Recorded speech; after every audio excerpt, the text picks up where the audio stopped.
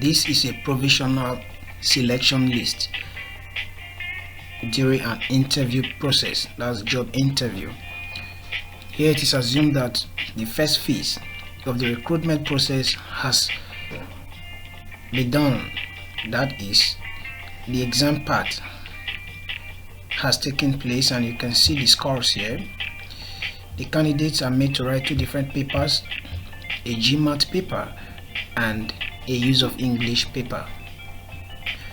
We have also been furnished with their respective scores here. You can see the scores.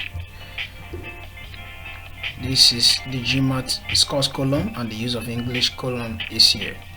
So our job now is to help make the decision on who was selected after the examinations, who were selected.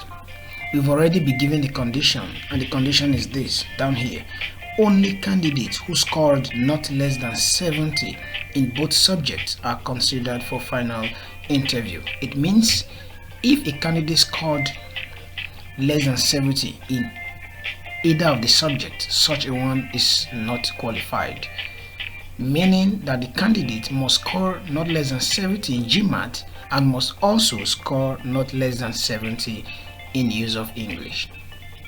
Anything less than this amounts to disqualification or being not selected. So now remember that we could have up to 100 or even 1,000 candidates for this process. In that case, it becomes tedious, it becomes cumbersome to be able to trace and get to know those who met this criteria. But with the use of Excel, you can, at your own, just within the twinkle of an eye, carry out this computational analysis and get to know those who were selected and those who were not. So on this status column, we are expected to compute and then get to know those who were selected and those who were not.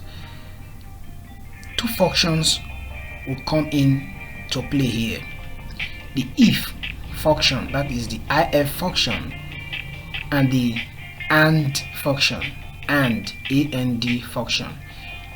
They are used simultaneously if we want to get an accurate result of what we are looking for. Now let's compute. Equals if come first, then you open your bracket, and then the and function follows.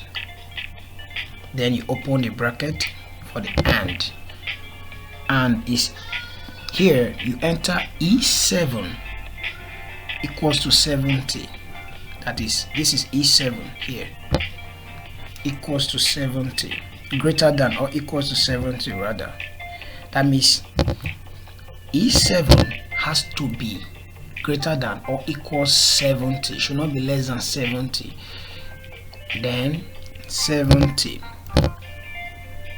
comma, and that's the role the and is playing here, and F7 as well should be greater than or equals to 70. Then you close your bracket for the and then a comma. And what should happen if this condition is met? That's this condition here is if E7 is greater than or equals to 17, at the same time F7 is greater than or equals to 17, then what should happen? The candidate is selected. So you open quotation, then you type selected and close your quotation, and then follow it with a comma. This is the what should happen if this condition is met. What if the condition is not met? Quotation, not selected. That means if both conditions are not true, That's the meaning of the and there.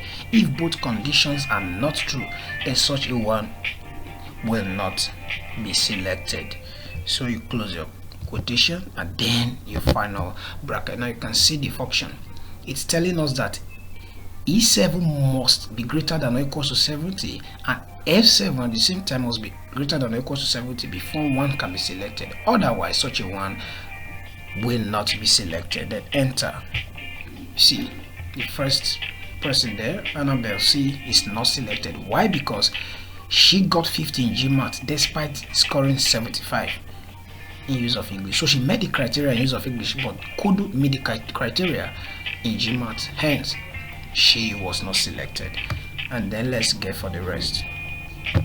You see, so some were selected and some were not selected. So let's get the total number of candidates that were selected. So use the count if function here as we've done before, equals count if, open your brackets, then what is the range? G7 G16. So G7 colon G16. See it? Then what's the criteria? Selected is what we're looking for. So in quotation you type selected. Then you close your quotation and then close your bracket. So the total number is 4. 4 were selected out of this 10. Let's bolden it. Okay, so that's it.